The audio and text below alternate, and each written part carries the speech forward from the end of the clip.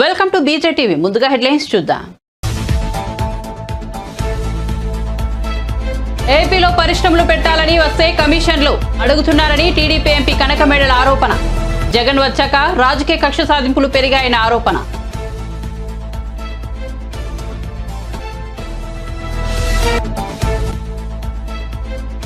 ముఖ్యమంత్రి రేవంత్ రెడ్డిని కలిసిన ప్రజాశాంతి పార్టీ అధ్యక్షుడు కేఏ పాల్. జనవరి 30న హైదరాబాద్ లో జరిగే ప్రపంచ శాంతి సదస్సుకు హాజరు కావాలని ఆహ్వానం.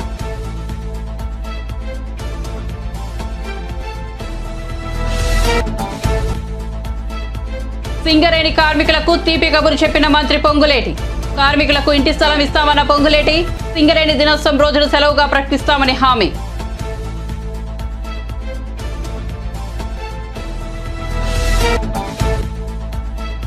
బుక్ మై షోపై చీటింగ్ కేసు నమోదు చేసిన మాదాపూర్ పోలీసులు.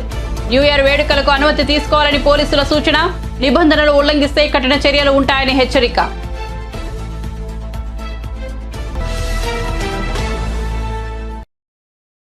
ఇక వార్త వివరాలకు వెళ్తే తెలుగు రాష్ట్రాల రాజకీయాల్లో అత్యంత ఆసక్తికర పరిణామం చోటు చేసుకుంది. పైగా ఇది ఎవరు ఊహించని విషయం కూడా. ఏపీ సీఎం జగన్ సోదరి వైఎస్ఆర్టీపీ అధ్యక్షురాలు వైఎస్ షర్మిల టీడీపీ జాతీయ ప్రధాన కార్యదర్శి నారా లోకేష్ కు క్రిస్మస్ కానుకలు పంపారు. వైఎస్ఆర్ కుటుంబం మీకు శుభాకాంక్షలు తెలుపుతోంది. ఈ క్రిస్మస్ ఆనందమయంగా సాగిపోవాలి, మీకు 2024లో అంతా శుభం కలగాలి అంటూ షర్మిల సందేశం పంపారు. షర్మిల కానుకలు పంపిన విషయాన్ని నారా లోకేష్ స్వయంగా వెల్లడించారు. అంతేకాదు ఆమె పంపిన కానుకల పట్ల హర్షాన్ని వెలుబుచ్చారు. ప్రియమైన షర్మిల గారు, మీరు పంపిన అద్భుతమైన క్రిస్మస్ కానుకలకు హృదయపూర్వకంగా కృతజ్ఞతలు తెలుపుకుంటున్నాం. మీకు, మీ కుటుంబానికి ఈ క్రిస్మస్ తో పాటు నూతన సంవత్సరాది కూడా సంతోషకరంగా సాగిపోవాలని నారా కుటుంబం శుభాకాంక్షలు తెలుపుతోంది అంటూ లోకేష్ బదులిచ్చారు. ఆంధ్రప్రదేశ్లో పరిశ్రమల స్థాపనకు వచ్చే వారిని కమిషన్ల కోసం పీడిస్తున్నారని ప్రభుత్వంపై తెలుగుదేశం రాజ్యసభ సభ్యుడు కనకమేడల రవీంద్ర కుమార్ ఆరోపించారు. పరిశ్రమలో 50% వాటా ఇవ్వాలని డిమాండ్ చేస్తుండటంతో పారిశ్రామికవేత్తలు వెనుదిరుగుతున్నారని చెప్పారు. ఏపీలో జగన్ సర్కార్ ఏర్పడ్డాక రాజకీయ కక్ష సాధింపు చర్యలు విపరీతంగా పెరిగాయని అన్నారు. పరిశ్రమలలో వాటా ఇవ్వకుంటే కక్ష సాధింపు చర్యలకు దిగుతున్నారని, పారిశ్రామికవేత్తల ఇళ్లు, ఆఫీసులపై ప్రభుత్వ యంత్రాంగంతో దాడులు చేయిస్తున్నారని మండిపడ్డారు. ఈ మేరకు సోమవారం పార్టీ ప్రధాన కార్యాలయంలో ఎంపీ కనకమేడల రవీంద్ర కుమార్ మీడియాతో మాట్లాడారు. 2 రకాలుగా దుర్వినియోగం చేస్తున్నారు. ఒకటి, ప్రభుత్వ స్కీముల పేరుతో స్కాములు. 2, పార్టీ కార్యక్రమాలను ప్రభుత్వ కార్యక్రమాలుగా ప్రచారం చేసుకుంటూ ప్రజాధనాన్ని దుర్వినియోగం చేయటం. దీనికి కారణం వైఎస్ఆర్సీపీ జగన్మోహన్ రెడ్డి గారి ప్రభుత్వ వైఫల్యం. రాష్ట్రాన్ని ముందుకు తీసుకువెళ్లటంలో, పాలన చేయటంలో వైఫల్యం. కక్షపూరిత రాజకీయాలతో రాష్ట్రంలో విధ్వంసం. ప్రజాస్వామ్య రాజ్యాంగ ప్రాథమిక హక్కుల ఉల్లంఘన జరుగుతున్నది. రాష్ట్రంలో జరుగుతున్న రాజకీయ క్రీడ. రాష్ట్ర ప్రభుత్వం చేస్తున్నటువంటి ఈ వ్యవహారాలన్నిటినీ లోపాలు ఎత్తి చూపించిన వారిపైన, అవినీతిని విమర్శించిన వారిపైన కేసులు పెట్టి కక్ష కట్టి జైళ్లకు పంపటం, సోషల్ మీడియా వాళ్లలో పోస్టింగులు పెట్టిన వారిపైన అర్ధరాత్రికాడ నిర్బంధించి ఊళ్ళు తిప్పి అక్రమంగా కేసులు పెట్టడం. ఇది పాలనా వ్యవస్థ. అంతకు మించి ఈ పాలనలో జరుగుతున్నది ఏమీ లేదు. ప్రధానంగా మనం చూడవలసింది ఏమిటంటే, ఆంధ్రప్రదేశ్లో నిరుద్యోగం అనేది తాండవిస్తున్నది. నిరుద్యోగం తాండవించడానికి ప్రధానమైనటువంటి కారణం ఉన్న పరిశ్రమలను వెళ్ళగొట్టడం, కొత్త పరిశ్రమలను రానివ్వకుండా చేయటం. మొత్తం కావాలని చెప్పేసి పరిశ్రమలన్నిటినీ వెళ్ళగొట్టాడు రాష్ట్రంలో జగన్మోహన్ రెడ్డి గారు. ఎన్ని పరిశ్రమలు వెళ్ళగొట్టాడు అని అంటే, సుమారు 1,25,000 కోట్లకు విలువైనటువంటి పెట్టుబడులను ఈ రాష్ట్ర పరిశ్రమల్లోకి రానివ్వకుండా జగన్ గారిని భయపెట్టారు. జగన్ గారు భయపెట్టారు వాళ్ళని. ఏ రకంగా? Asia paper and pulps, Jockey industries, Lulu group, Reliance industries, Franklin Templeton data centre, Amara Raja battery, తర్వాత ఎంఎస్ఎంఈలు, అనేక ఎంఎస్ఎంఈలు బోళ్ళని క్లోజ్ అయిపోయినాయి. దీనివల్ల మొత్తం సుమారు 2 లక్షల ఉద్యోగస్తులు రోడ్లు పాలయ్యారు. ఈ విషయాలు ఒక పక్కన, ఇది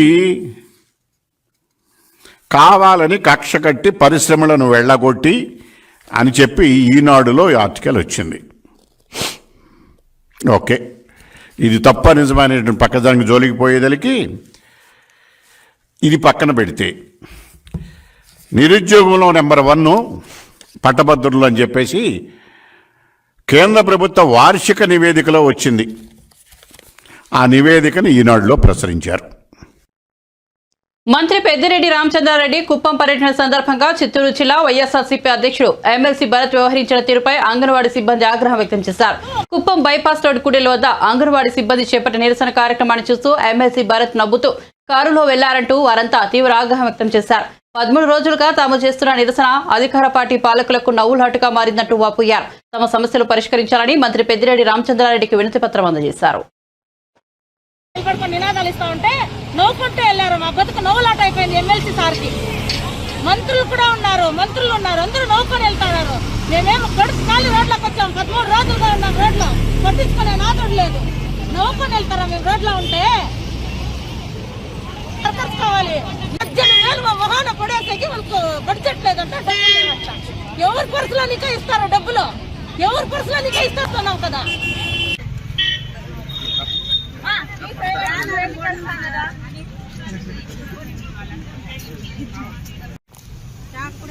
ఒక ఆమెకి ఫామ్ కొట్టించారు 7 గంటలకి. అదే సార్, మీరు 12 అడిగారు, ఇంట్లో ఉంటారు 62 అది అవును సార్, అది ఒకటి ఇచ్చారు. అంగన్వాడీ కుటుంబంలో ఉద్యోగులు బీమా కూడా అమలు ఇంకా ఏం చేస్తారు మిగతా 10 ఇదైతే ఇది లోకల్ సెంటర్ లోకల్. మిగతా 11 9 ఉన్నాయి పెండింగ్ ఉన్నాయి. చూస్తాం ఇదంటే ఒక కమిటీ చేస్తారు. ఎడ్యుకేషన్ మినిస్టర్, ఈ women and child chief secretary, principal secretary committee, ఆ కమిటీ రిపోర్ట్ రండి. వచ్చిన తర్వాత క్యాబినెట్లో పెట్టి అప్పుడు వాళ్ళకి చేసి మాట్లాడుతుంది. 13 రోజులుగా కూర్చోన్నాం సార్. ఆ మంత్రి గారు ఏం చెప్పారంటే ఈ శారీస్ ఇచ్చారు సార్, మా 6 శారీస్ కోర్టులో కట్టారు సార్. ఒక్కసారి కట్టుకుని నీళ్ళు వేసి మళ్ళీ కట్టుకోవడానికి అవి బాగున్నాయా? లేదు సార్, ఇది ఓల్డ్ సార్, ఇది కొత్తగా వచ్చింది సార్. అది కొత్తగా పార్టీ కొంచెం గట్టిగా ఉంది సార్. ఇది కొంచెం అంటే ఏదైనా ఒకటి పట్టుకుంటే మొత్తం వచ్చేస్తుంది సార్. కేసులకు భయపడకుండా బయటకు వచ్చి సమస్యలపై పోరాడాలని ప్రజలకు టీడీపీ అధినేత చంద్రబాబు పిలుపునిచ్చారు. పలువురు టీడీపీలో చేరిన సందర్భంగా పార్టీ కార్యాలయంలో ఏర్పాటు చేసిన కార్యక్రమంలో ఆయన మాట్లాడారు. సీఎం జగన్ పై విమర్శనాలు సంధించారు.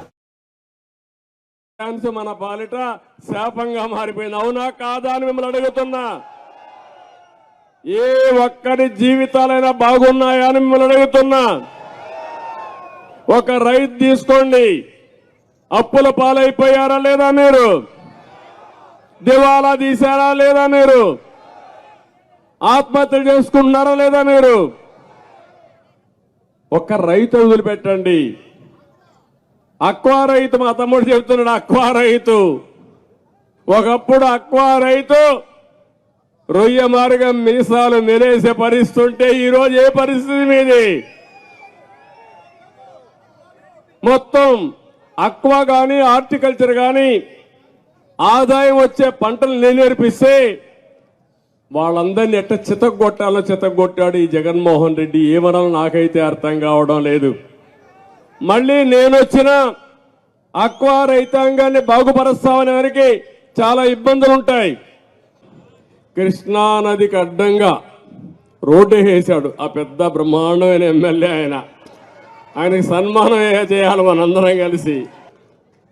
నదికి అడ్డ మధ్యలో రోడ్డు వేసి మామూలుగా రోడ్లు వేయలేకపోతున్నాం, కానీ ఇసుక మాఫియా నదికి అడ్డంగానే రోడ్డు వేసి చూశారు కదా, బ్రహ్మాండంగా వేశాడు. ఆయనకి ఇవ్వాలి బిరుదు ఇవ్వాలి, ఇప్పుడు మనం పెద్ద బిరుదు ఇవ్వాలి, సన్మానం చేయాలి అలాంటి ఎమ్మెల్యే. ఇంకా ఆయన మార్చలా, ఎప్పుడు మారుస్తాడో నాకు తెలియదు. అంటే ముఖ్యమంత్రికి బినామీ ఆయన. మొత్తం 2 జిల్లాల్లో ఇసుక మొత్తం లావాదేవీలు ఆయనే చూశాడు. సినిమా అయిపోయింది, అది అర్థమైపోయింది కాబట్టి ఇప్పుడు అంటున్నాడు నేను 92 మంది ఎమ్మెల్యేలు మార్చేస్తాడంట. మార్చేది ఎమ్మెల్యేలు మార్చాలా? ఎవరిని మార్చాలి? ఒక ఛాన్స్ అన్నాడు. పాపం ఒక ఛాన్స్ మన పాలిట శాపంగా మారిపోయింది. అవునా కాదా అని మిమ్మల్ని అడుగుతున్నా. మనందరం కలుద్దాం. ఈరోజు రాజకీయాలకు అతీతంగా కోరుతున్నా, మళ్ళీ మనం అందరం కలిసి రేపు జరిగే ఎన్నికల్లో ఏకపక్షంగా ఎన్నికలు జరగాలి. ఈరోజు ఇలాంటి వ్యక్తి రాజకీయాలకు పనికిరాని వ్యక్తి. నేను చాలా మంది ముఖ్యమంత్రులు చూశాను. 40 సంవత్సరాల్లో 10-12 మంది ముఖ్యమంత్రులు చూశాను. అందరికంటే ఎక్కువ సమయం నేనే ముఖ్యమంత్రిగా ఉన్న తెలుగు జాతిలో. అది కూడా గర్వకారణం నాకు. అది నా గొప్ప కాదు, మీరు ఇచ్చినటువంటి ఆశీస్సులు అవన్నీ. ఇప్పుడు కూడా అపోజిషన్ పార్టీల మీద దాడి చేయాలనో నష్టపరచాలని నేను ఎప్పుడూ ఆలోచించలేదు. నా పోరాటం సమస్యల పైన, మీ భవిష్యత్తు పైన పోరాడాను. తెలుగువారు ప్రపంచంలోనే నెంబర్ 1 కమ్యూనిటీగా ఉండాలనేది నా లక్ష్యం అని చెప్పి మీ అందరికీ తెలియజేస్తున్నా. మీరు ఆలోచించి సరైన నిర్ణయం తీసుకుంటే ఆ తర్వాత నడిపించే బాధ్యత తెలుగుదేశం పార్టీ, జనసేన తీసుకుంటామని మరొక్కసారి మీ అందరికీ హామీ ఇస్తున్నా. బీఆర్ఎస్ ప్రాంతీయ పార్టీ అని అసెంబ్లీకి తెలంగాణ ప్రజలు వద్దనుకుంటే ఇక పార్లమెంటుకు ఎందుకు ఓటేస్తారని తెలంగాణ బీజేపీ ముఖ్య నేత బండి సంజయ్ ప్రశ్నించారు. పార్లమెంట్ ఎన్నికల్లో బీఆర్ఎస్ పార్టీ పోటీదారు కానే కాదన్నారు. మాజీ ప్రధాని భారతరత్న అటల్ బిహారీ వాజ్పేయి జయంతిని పురస్కరించుకుని కరీంనగర్ జిల్లా పార్టీ కార్యాలయంలో సుపరిపాలన దినోత్సవం నిర్వహించారు. ఈ సందర్భంగా బండి సంజయ్ మీడియాతో మాట్లాడారు. బీఆర్ఎస్ ప్రాంతీయ పార్టీ అసెంబ్లీ ఎన్నికల్లోనే ఆ పార్టీని ప్రజలు తిరస్కరించారు. ఎంపీ ఎన్నికలంటేనే మోదీ ఎన్నికలనే భావన ప్రజల్లో ఉంది. ఈ ఎన్నికల్లో బీజేపీ అత్యధిక మెజార్టీతో స్థానాలు గెలుచుకోవడం ఖాయమన్నారు. బీఆర్ఎస్ డిపాజిట్లు గల్లంతు కావడం తథ్యమని జోషం చెప్పారు. బీఆర్ఎస్ పార్టీని ప్రజలు ఓడించిన కేసీఆర్ కొడుకుకు అహంకారం తగ్గలేదన్నారు. ఇంకా అధికారంలో ఉన్నట్లుగా భ్రమలో ఉంటూ మాట్లాడుతున్నారన్నారు. శ్వేతపత్రం అంటూ అక్షరాలు మార్చి ఒకరికొకరు పత్రాలు రిలీజ్ చేసుకుంటున్నారని మండిపడ్డారు.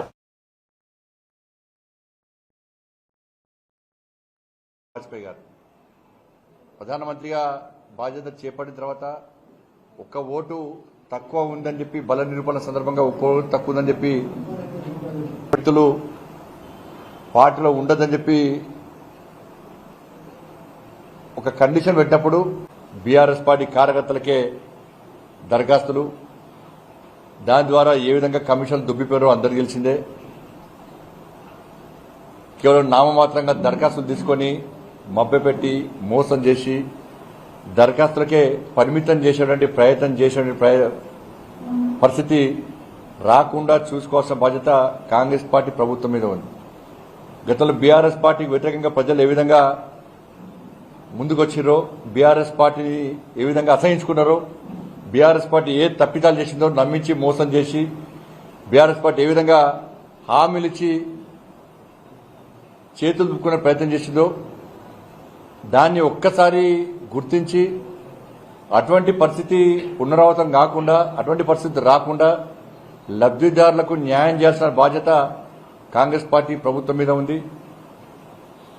28 నుంచి దరఖాస్తులు తీసుకుంటున్నారు. ఇది రాజకీయాలకు అతీతంగా వీటిని, ఈ కార్యక్రమాన్ని నిర్వహించాల్సిన అవసరం ఉంది.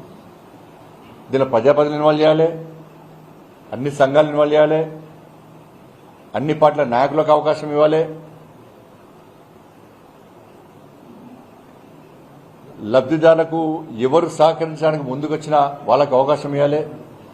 నేను కూడా భారతీయ జనతా పార్టీ కార్యకర్తలకు అప్పీల్ చేస్తా ఉన్నా. ఈ నెల 27 నుంచి వైఎస్ఆర్సీపీ ప్రభుత్వంపై సినీ నటుడు పృథ్వీరాజ్ ఆసక్తికర వ్యాఖ్యలు చేశారు. వైఎస్ఆర్సీపీలో సలహాదారుల పాత్ర ఎక్కువగా ఉందన్నారు. పుట్టపర్తి నియోజకవర్గం బుక్కపట్నం మండల కేంద్రంలో శ్రీ కృష్ణదేవరాయల విగ్రహం ఆవిష్కరణ కార్యక్రమానికి ముఖ్య అతిథిగా ఆయన వచ్చారు. ఈ సందర్భంగా మీడియాతో మాట్లాడారు. భారతదేశ రాజధాని అంటే ఢిల్లీ అనేవారు. ఇప్పుడు రాజధాని ఏదైనా అడిగితే ఆడే తలగోకుంటున్నాడు. కాసేపు అమరావతి అంటాడండి, కాసేపు ఏదో విశాఖపట్నం అంటాడండి, కాసేపు లేకపోతే ఇంకో కర్నూలు అదే న్యాయ రాజధాని అంటాడు, ఇంకోటి అదే అంటారు. అదే మెయిన్ అయితే ఒకటేనండి, మనకేంటంటే దాచుకోవడం ఈ సంస్కృతికి అలవాటు పడిపోయి అద్భుతంగా ఉండే పర్యావరణాన్ని రక్షించే ఋషికొండని మొత్తం గురిగేశారు.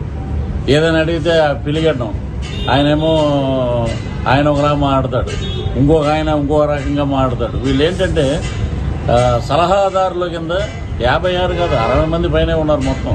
ప్రతి ఒక్కరు సలహాలు తీసుకుంటే రాష్ట్రం అద్భుతంగా ఉంటుంది. మరి ఆ సలహాలంతా ఒక సకల శాఖ మంత్రి వర్యులు, ఆయన పేరు మీకు తెలిసే ఉంటుంది, సజ్జల రామకృష్ణారెడ్డి. ఆయన నిర్ణయమే మెయిన్. ఆయన ఏం చెప్తే అది.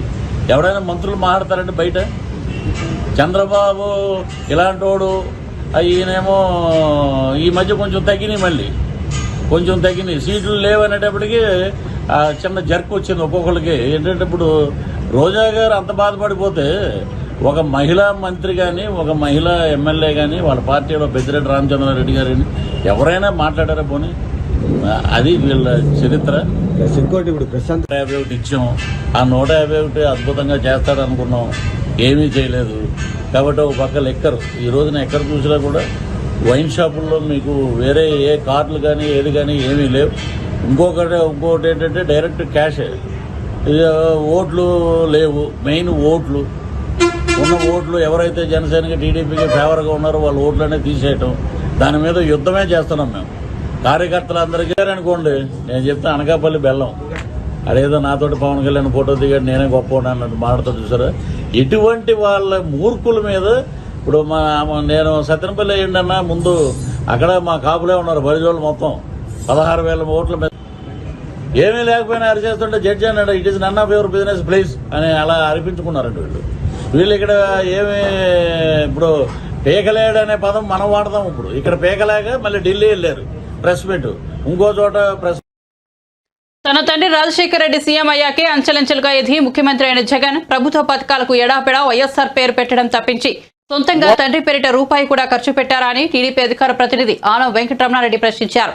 వైఎస్ఆర్ ఆరోగ్యశ్రీ, వైఎస్ఆర్ రైతు భరోసా అంటూ అన్ని పథకాలకు ఆయన పేర్లే పెట్టారు.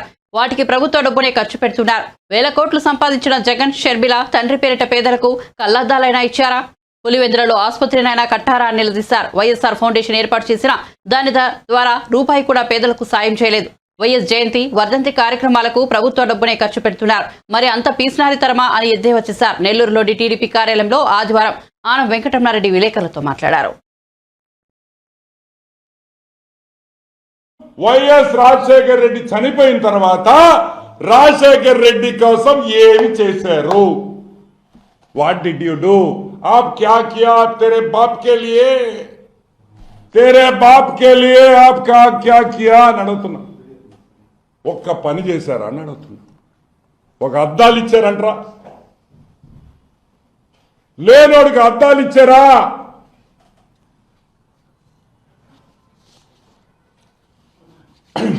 వైఎస్ఆర్ ఫౌండేషన్ అని నువ్వు పెట్టారు.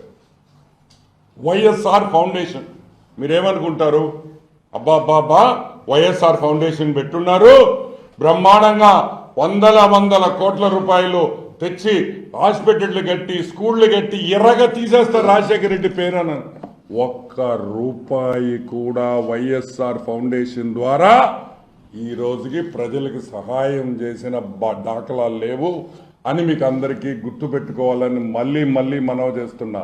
వైఎస్ఆర్ పేరు, వైఎస్ఆర్ చనిపోయిన తర్వాత వైఎస్ఆర్ ఫౌండేషన్ అని పెట్టి వైఎస్ భారతి దానికి హెడ్ డైరెక్టర్ గా ఉండి ఆ వైఎస్ఆర్ ఫౌండేషన్ ఈ రోజుకి రూపాయి కూడా ఖర్చు పెట్టలేదు ప్రజల కోసం అనేది వాస్తవం.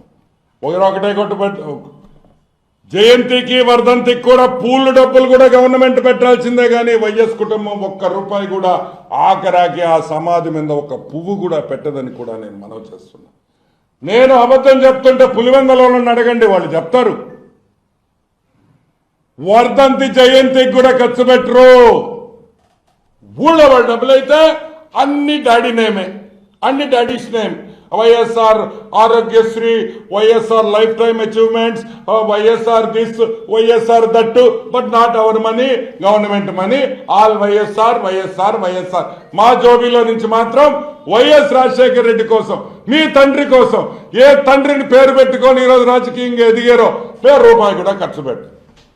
సరే, ఈ వైఎస్ఆర్ ఫౌండేషన్ కి 4 కోట్ల రూపాయలు వచ్చింది పోయిన సంవత్సరం. 4,05,95,000 రూపాయలు వైఎస్ఆర్ ఫౌండేషన్ డొనేషన్ వచ్చినాయి. ఏం చేశారా? ఎక్కడి నుంచి వచ్చినాయి? ఎక్కడి నుంచి ఈ డబ్బులు వచ్చినాయి? జగన్మోహన్ రెడ్డి కంపెనీల నుంచి వచ్చినాయి. Classic reality, classic reality, Sandur power, Saraswati power, ఇటువంటి 4-5 వాళ్ళ సొంత కంపెనీల నుంచి వైఎస్ఆర్ ఫౌండేషన్ కి డబ్బులు వచ్చినాయి.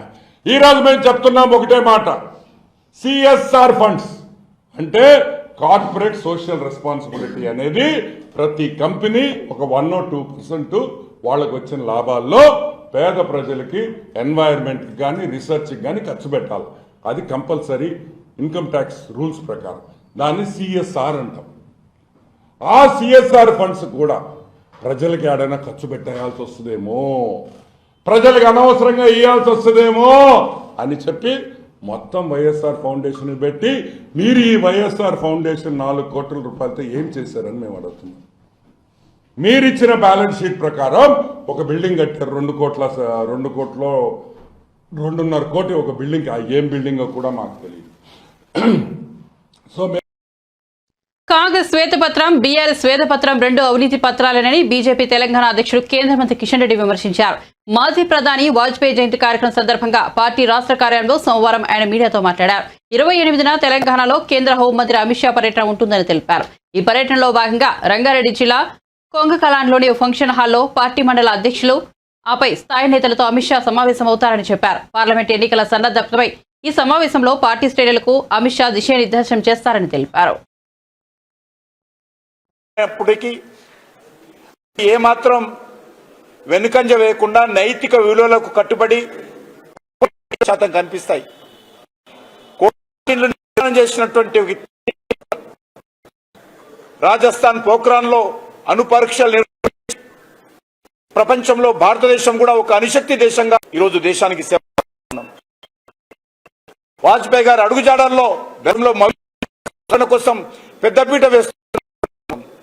ప్రపంచంలో భారతదేశ గౌరవాన్ని ఇనుడింపజేసేటువంటి ప్రభుత్వం, భారతదేశం యొక్క భద్రతకు అత్యంత ప్రాధాన్యత ఇచ్చి భారతదేశానికి అన్ని రకాలుగా భద్రతకు ప్రాధాన్యత ప్రభుత్వం ఈరోజు నరేంద్ర మోడీ గారి ప్రభుత్వం.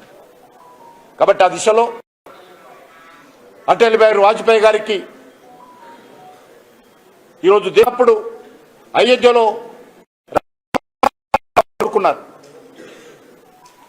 కానీ ఈరోజు మరి నరేంద్ర మోడీ గారి నాయకత్వంలో అటల్ బిహారీ వాజ్పేయి గారు కన్నటువంటి కలలు అయోధ్యలో రామాలయ నిర్మాణం జరగాలని, నిజంగా ఈరోజు అటల్ బిహారీ వాజ్పేయి గారు ఏ లోకంలో ఉన్నప్పుడు కూడా ఈరోజు ఆయన ఎంతో సంతోషపడతారు. బుక్ మై షోపై మాదాపూర్ పోలీసులు కేసు నమోదు చేశారు. సన్బర్న్ ఈవెంట్ కు బుక్ మై షోలో టికెట్ల అంశంపై ముఖ్యమంత్రి రేవంత్ రెడ్డి ఆగ్రహం వ్యక్తం చేసిన విషయం తెలిసిందే. ఈవెంట్ పై ముఖ్యమంత్రి ఆగ్రహం వ్యక్తం చేయడంతో బుక్ మై షో, సన్బర్న్ నిర్వాహకులపై పోలీసులు కేసు నమోదు చేశారు. అనుమతి ఇవ్వకపోయినప్పటికీ ఆన్లైన్లో టికెట్లు విక్రయించడంపై బుక్ మై షోతో పాటు సన్బర్న్ షోపై పోలీసులు చీటింగ్ కేసు నమోదు చేశారు. 2024 న్యూ ఇయర్ వేడుకలకు అనుమతి తీసుకోవాలని పోలీసులు ఇప్పటికే స్పష్టం చేశారు. నిబంధనలు ఉల్లంఘిస్తే కఠిన చర్యలు ఉంటాయని హెచ్చరించారు. ఈవెంట్ కు సైబరాబాద్ పోలీసులు అనుమతి ఇవ్వకుండా ఆన్లైన్లో టికెట్లు విక్రయించడం చర్చనీయాంశంగా మారింది. ఈవెంట్ కు అనుమతులు లేవని సైబరాబాద్ సిపి అవినాష్ మహంతి తెలిపారు. కాదు 1 కు ఏముండొద్దు, మీరు అనుకోండి టేక్ ఇట్ గ్రాంట్ 1 కు లాస్ట్ లిక్కర్ లాస్ట్ ఫుడ్ కాదు, 1 కు ఏముండదు, లైట్స్ బంద్ కావాలంతే. అంటే 12 వరకే వాళ్ళు బంద్ చేసుకుంటే 1 కు క్లియర్ అవుతుంది. మీరు 1 కు బంద్ చేస్తే 2 క్లియర్ అయితే యాక్షన్ తీసుకుంటాం. 1 కు ఏముండదు అందులో, ఇంక్లూడింగ్ పబ్లిక్ ఇన్సిడెంట్ ఏముండదు 1 కు. Thank you.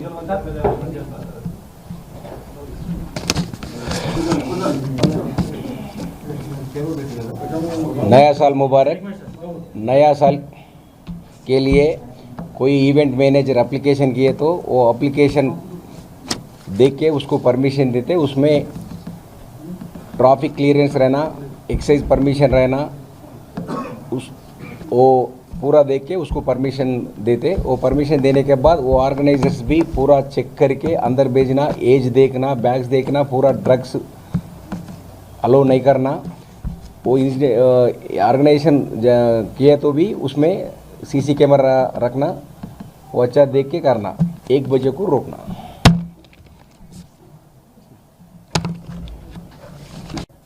పోలీస్ ద్వారా పర్మిషన్ ఉంటేనే వాళ్ళు టికెట్లు అమ్మాలి, పోలీస్ ద్వారా పర్మిషన్ ఉంటేనే ఆర్గనైజ్ చేయాలి, అదర్వైజ్ వాళ్ళు చేయడానికి వీల్లేదు, చేస్తే చట్టపరమైన చర్య తీసుకుంటాం. Thank you. ఈవెంట్ ఆర్గనైజర్లు ముఖ్యంగా అంటే చాలా మంది ఈవెంట్ ఆర్గనైజర్లు ఆల్రెడీ అప్లై చేసుకుంటారు. సింగరేణి సంస్థలో ఖాళీగాను ఉద్యోగాలను భర్తీ చేస్తామని మంత్రి పొంగులేటి శ్రీనివాసరెడ్డి హామీ ఇచ్చారు. భద్రాద్రి జిల్లా ఎల్లందు కొత్తగూడెంలో నిర్వహించిన సింగరేణి గుర్తింపు సంఘం ఎన్నికల ప్రచారంలో మంత్రి పాల్గొని మాట్లాడారు. కార్మికులకు ఇంటి స్థలం, 20 లక్షల వడ్డీ లేని రుణం ఇప్పిస్తామని హామీ ఇచ్చారు.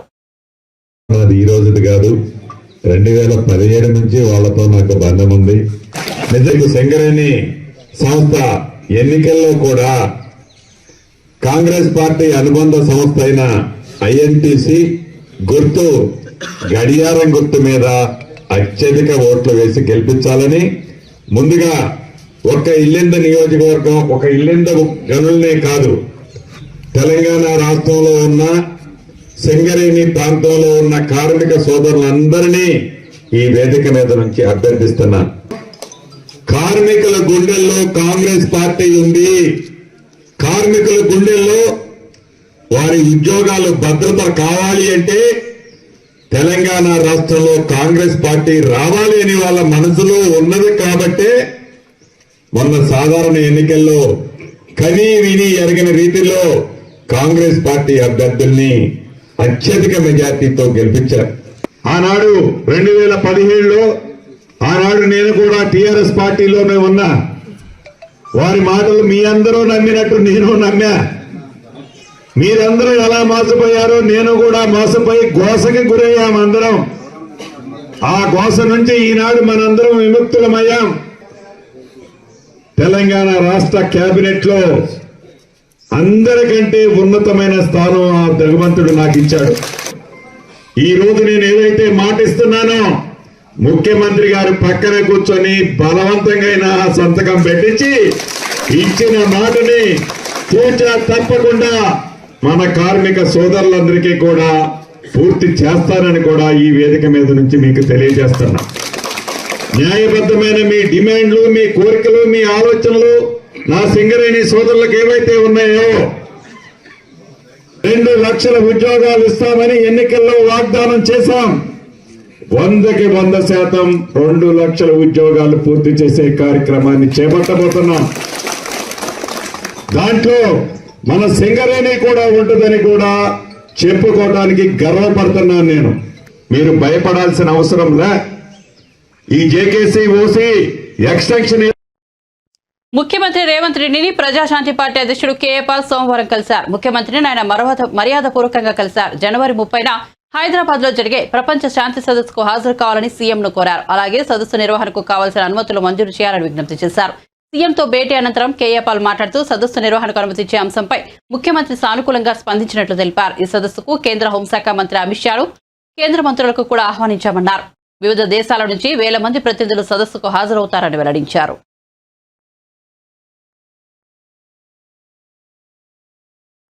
బులెటిన్ ముగించే ముందు హెడ్లైన్స్ మరోసారి చూద్దాం.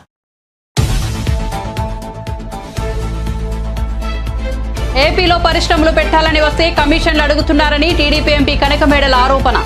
జగన్ వచ్చాక రాజకీయ కక్ష సాధింపులు పెరిగాయని ఆరోపణ.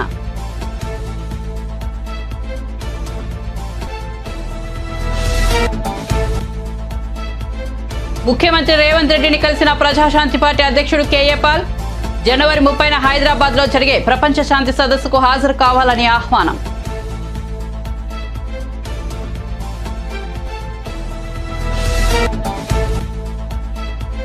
సింగరేణి కార్మికులకు తీపి కబురు చెప్పిన మంత్రి పొంగులేటి. కార్మికులకు ఇంటి స్థలం ఇస్తామన్న పొంగులేటి, సింగరేణి దినోత్సవం రోజును సెలవుగా ప్రకటిస్తామని హామీ.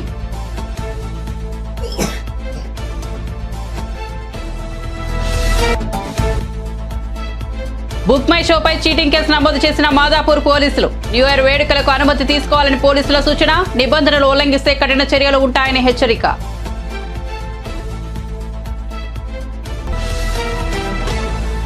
మరిన్ని అప్డేట్స్ కోసం చూస్తూనే ఉండండి BJ TV.